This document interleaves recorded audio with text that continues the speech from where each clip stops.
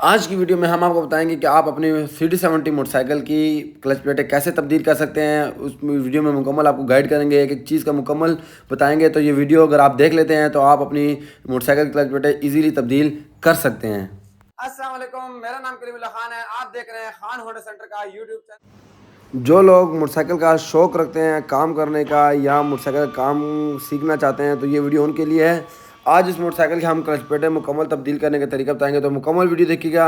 साथ ही साथ हमारा चैनल भी सब्सक्राइब करिएगा। तो सबसे पहले आपने इसका जो है ऑयल खोल लेना है। ऑयल खोलने के बाद फुटरेस बार वाले बोल्ट खोल लेने हैं। फुटरेस बार वाले चारों बोल्ट आपने खोल कर उसके बाद आपने जो है साइलेंसर खोलना है। साइलेंसर का सेंटर एक्सल वाला बोल्ट खोल लेना है। उसके बाद आपने हेड वाले आगे दो बोल्ट खोल लेने हैं और वो भी आपने केयर के साथ खोलने हैं। अपनी सेफ्टी का ख्याल रखते हुए ख्याल के साथ आपने ये चीज़ें खोल लेने हैं। तो ये मुकम्मल वीडियो देखिएगा, इसमें हम मुकम्मल आपको गाइड करेंगे आपने क्लच प्लेटें CD70 की किस तरह चेंज करनी है। तो इसके बाद आपने किक खोल लेनी है। किक खोलने के बाद आपने साइड के सारे बोल्ट खोल लेने हैं। सारे बोल्ट अगर आपके पास इम्पैक्ट गन है तो आप इम्पैक्ट गन से खोल सकते हैं, नहीं तो अगर आप 8 नंबर टी की इस्तेमाल करेंगे 8 mm की तो वो भी इजीली चल जाएगी। 8 mm की गोटी कोई भी आप चीज़ आप लगा सकते हैं जो आपको इजी लगे, चाबी नहीं लगेगी।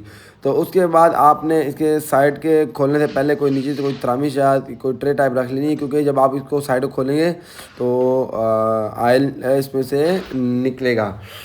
साइड खोल लेने के बाद आपने इसका क्लच बेरिंग और ऑयल थ्रू किट निकाल लेनी है हाई केयर के साथ। उसके बाद आपने क्लच बक्से के जो टिक्की के चारों पेच होते हैं वो आपने खोल लेने हैं। अक्सर औकात ये बहुत ज़्यादा टाइट होते हैं तो उसके लिए आप बिग भी इस्तेमाल कर सकते हैं टी के अंदर लगाकर। इसको खोल लेने के बाद आपने इसके जो हैं क्लच बक्से के नट के लॉक खोल लेने हैं। ये लॉक आपने फिटिंग के दौरान लगाने भी हैं, लेकिन एक भी हम एक्चुअली डिसेंबल कर रहे हैं तो हम इसको खोल लेते हैं। और उसके बाद चार टंगी जो है नट खोल लेंगे इम्पैक्ट गन के साथ। उसके बाद हम इसका लॉक भी निकाल लेंगे। लॉक निकालने के बाद हम इसका क्लच बक्सा निकाल लेते हैं। अब चूँकि क्लच बक्सा हमने निकाल लिए तो अभी मैं आपको दिखाता हूँ कि ऑयल पम्प की जाली आप देखें। ऑयल पम्प की जाली के क्या हालत बनी हुई है। ये इंतहाई रस्टी और गन से भरी हुई है। क्लच बक्से के अंदर आप देख सकते हैं कितना कचरा वगैरह जमा हो चुका है। तो ये भी आपने फिटिंग से पहले एक बार लाजमी साफ़ कर लेना है और सारा इंतहाई केयर के साथ खूबसूरती का साफ़ करके उसके बाद आपने फ़िट करना है। क्लच बक्सा आपने साफ़ करना है। साफ़ करने के बाद आपने इसको पेट्रोल या मिट्टी के तेल से आपने वॉश कर लेना है। बेहतर है आप जिस मर्ज़ी से आपको जो इजी लगे उससे आपने वॉश कर लेना है। इस तरह आप इसको बिल्कुल बेहतरीन साफ़ कर लेंगे। तो हम इसको पेट्रोल से ही वॉश कर रहे हैं तो पेट्रोल का हम लगाकर इसको वॉश कर लेंगे।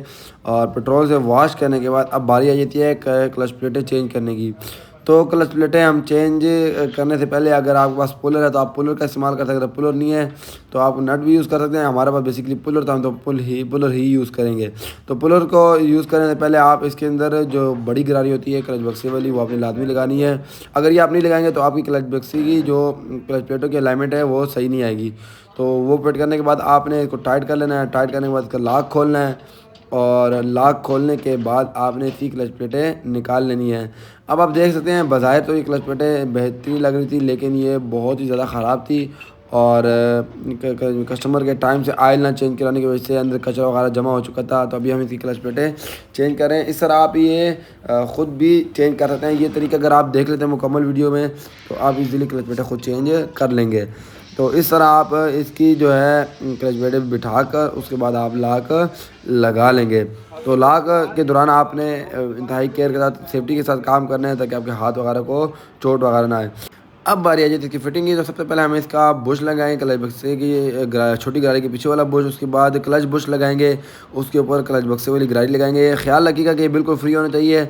अब क्लच बक्सा फिट करेंगे। क्लच बक्सा आपने फिट कर इंतहाई केयर के साथ बिठा लेना है। उसके बाद आपने इसके ऊपर लॉक वाली वाशल लगनी है, आउटसाइड वाशल रखनी है। आउटसाइड वाशल के ऊपर ये नट लगा लेना है और चारटंगी गोटी से इसको टाइट कर लेना है। चारटंगी गोटी से टाइट करने के बाद आप इसका लॉक यहाँ से बिठा लीजिएगा। अगर आप ये लॉक नहीं लगाएंगे तो किसी वक्त ये क्लच बक्सा खुल सकता है। तो लॉक आपने लाजमी लगाना है ताकि इसका ये नट खुले नहीं। अब आ रही है यार टिक्की लगाने की। तो टिक्की लगाने से पहले आपने इसका जैन लाजमी लगाना है। अगर आप जैन नहीं लगाएंगे तो ये इसका ऑयल पम्प का जो प्रेशर है वो सही बनेगा नहीं और ऑयल पम्प सही काम नहीं करेगा। तो ये आपने लाजमन यहाँ से लगा लेना है। बेसिकली इसका मकसद होता है कि क्लच बक्से के अंदर ऑयल भरा रहे। आप क्लच बेरिंग लगा कर ऑयल थ्रू किट लगा लेंगे और ऑयल थ्रू किट आपने भी लगा लेना है, उसको स्प्रिंग चेक कर लेना है। जैन लगा लेंगे, जैन आप लगाने से पहले एक बार देख लीजिएगा कि अंदर से सफाई सही हो। और उसके बाद हम जो लगाएंगे साइड, तो साइड भी आपने इंतहाई केयर के साथ डावले वगैरह बिठा कर लगा लेनी है। और इसके जो बोल्ट हैं वो आपने लगा कर इम्पैक्ट गन से अच्छी तरह टाइट कर लेने हैं, ताकि इसके बाद अगर कोई बोल्ट एक आधा भी लूज़ रह जाए तो लीकेज का इशू आ सकता है। इसके बाद आपने किक लगा लेनी है। किक भी आप लगा कर उससे पहले एक बार सील देख लें कि सील ख़राब ना हो क्लच बक्से वाली, तो वो आपने केयर देख कर उसके बाद आपने किक लगा लेनी है।